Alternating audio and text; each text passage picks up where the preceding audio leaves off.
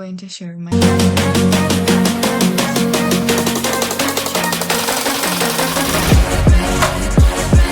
for an honest kind of review and reflection.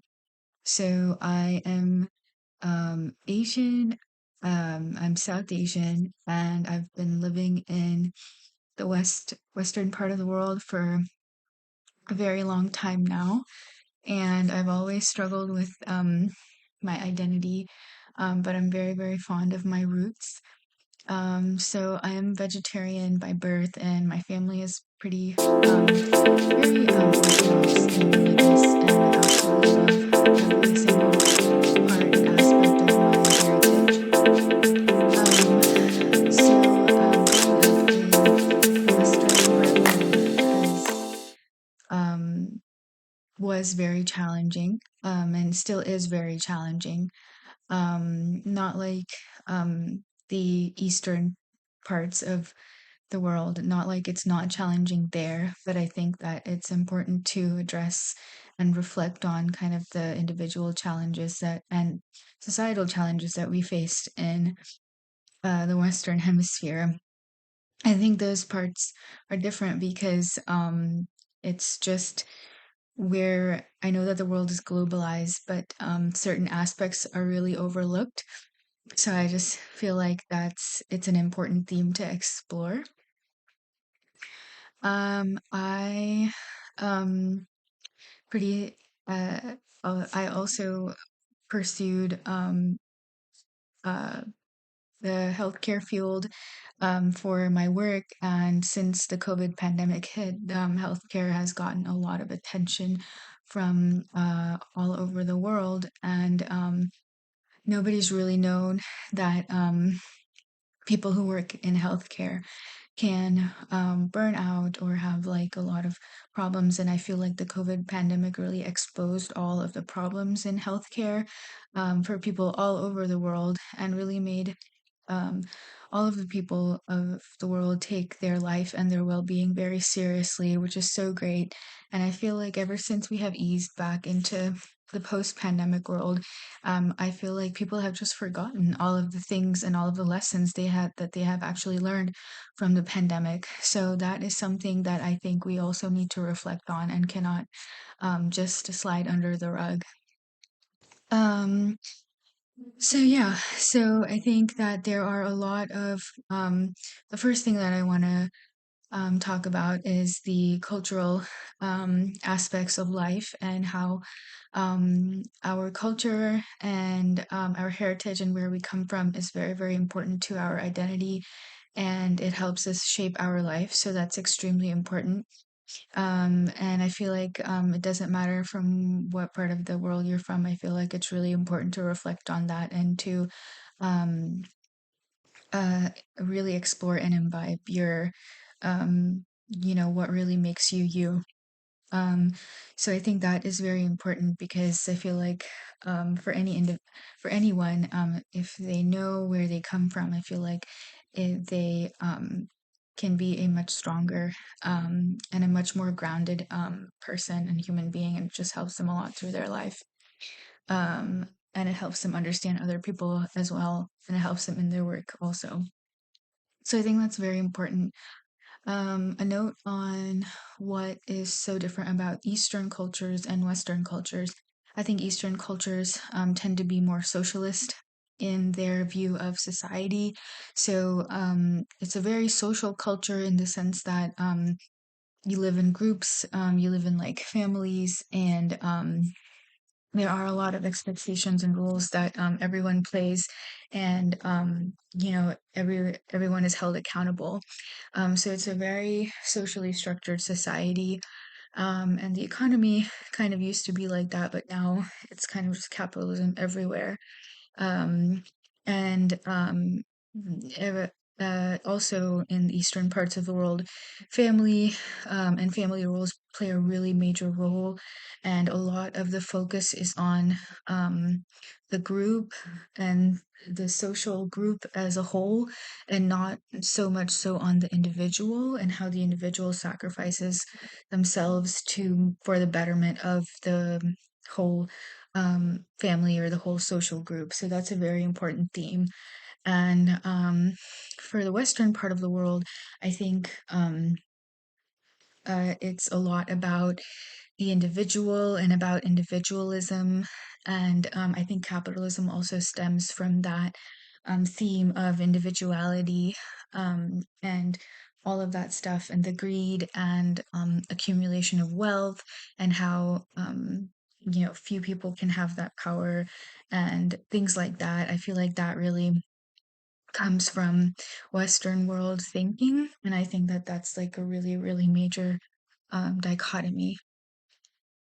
And yeah, and also the eastern part of the world, I feel like it tends to be a lot more spiritually grounded and has a lot of spiritually rich knowledge and education that really, really um, is kind of the basis of society there versus in the Western world, it's all about again, the focus on kind of the individual like thought and like with Aristotle and Plato and all of the new thinkers and the Renaissance, all of the thinkers and creators during the Renaissance time period, and how they kind of like basically evolutionarily kind of launched society in a completely new direction, and a such new directions of thought. So it's completely polar opposite of uh, what the Eastern world kind of had in the first place, and also with like atheism and all of those things, and hedonism, and there was Christianity was established, but then there was also a lot of revolt against it and things like that. So all of those things are kind of seen in the Western aspects of the world, and also colonialism and colonization of the entire world by the Western countries. Has played a major role in the propagation of their culture and their cultural thoughts and their views and their ideas. And because of the fact that the eastern parts of the world or other parts of the world were so backward uh, in their development of new thought and new technological advancements, they were not able to protect themselves and their societies and their heritage and culture, and also their natural resources from the western parts of the world, from the invaders of the West. So I think that all of these kind of points need to kind of be looked over in when we categorize our present day society and reflect on our present day society. Um, so yeah, so I'm just uh kind of reading my thoughts on that, and I think it's a really, really important and new and eye-opening uh analysis that we really need to do to as a society, because I feel like society today is very, very much divided and very, very much non-cohesive, and that's a big that's not a good thing for the peace and the prosperity and the happiness of our world. um so yeah, so I think I was watching a podcast by someone, and they noticed that the Native Americans had a way of dividing the world into four parts and categorizing each part into like earth, wind, water, and fire. And the Native Americans noted that kind of the Eastern world was more so earth, because they kept everyone grounded and were very spiritual. And then the southern part of the world, um, or Africa, or the continent, was, I think, very much like, I think Africa was like earth, and then the eastern, the continent, like South Asia and Southeast Asia, were like more like air, which is like um, more like like for religion purposes. And then for the Western countries or the Western part of the world was like characterized or categorized as fire because they propelled the world in a future direction. And yeah, I think it was earth, wind, water, and fire. And so that was a really, really good analogy to see, to show, and to kind of paint a picture of like how the different parts of the world and the people in those different parts of the world really um, play a role and a purpose in different roles and a different purpose each in kind of like contributing to the entire world as a whole. So I think that that is important. Another point that I want to um, address or bring about is also something that I just noticed. It's just yeah, it's just something that I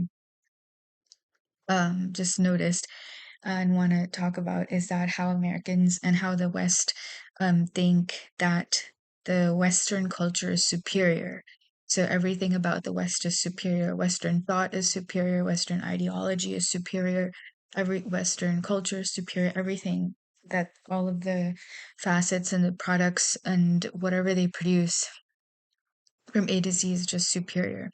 And I think that because they are, were leading and are leading in the world, they are able to propagate their thoughts. And the whole world has been convinced ever since globalization has taken place, which is basically ever since colonialization started, ever since the Silk Road was established, ever since Vasco da Gama made his way on his ship to Africa and other parts of the East, that, all things Western, be it thought or products or people, are superior.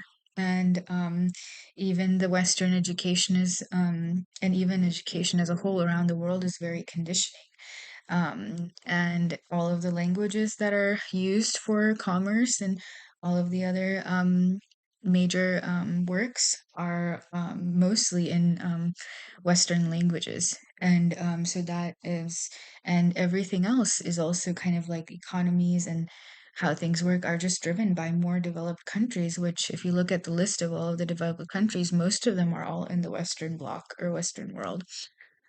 So that's a very important point to point out is that sometimes when we come from other parts of the world, such as like, Africa or um, Southeast Asia or South Asia or Southwest Asia or anywhere in Asia or anywhere in Eastern Europe, when you go to other Western countries or other developed countries, you automatically you feel like are inferior. You feel like you have the superiority and inferiority view in mind, which is actually just like after you notice it, it's just a superiority inferiority complex that I feel like I've grown up with, and now I'm just uncovering it and seeing that no, actually, this is just a thought. This is just the way I view the world in my mind, saying that the West is better and other places are in the world that are not the West are not so great.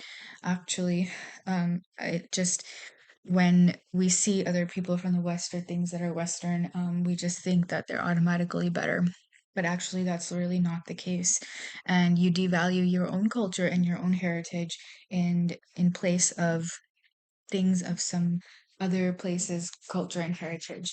And I feel like that's kind of where or we kind of need to notice and we kind of need to move beyond that one person's artifact or thought or idea or product is not better than somebody else's. It's just different.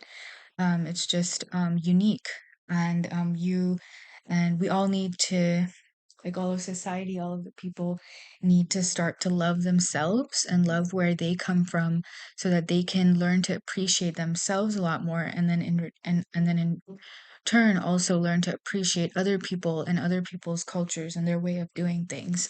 Um, and That's where I'm seeing a lot of polarization and a lot of kind of all of the hatred that's kind of really stemming. It's stemming from the confusion and the lack of awareness and the fear and the xenophobia of just other people in general. So yeah, so that's a very, very important subject and topic that we really need to discuss and talk about. So yeah, I think I'm going to just pause here. And so what I'm really trying to do is just be a speaker and talk and um, kind of just like verbally express an essay of my thoughts down on video format to share. And so I can kind of understand and realize what I am thinking about the world. And basically, I'm just giving my own commentary on the world and being a commentator. And I think I have a lot of really um, uh, uh, really interesting thoughts on the world. And I feel like this format really helps me to express myself and what I'm thinking. So thank you. And I'm just so glad that I can share.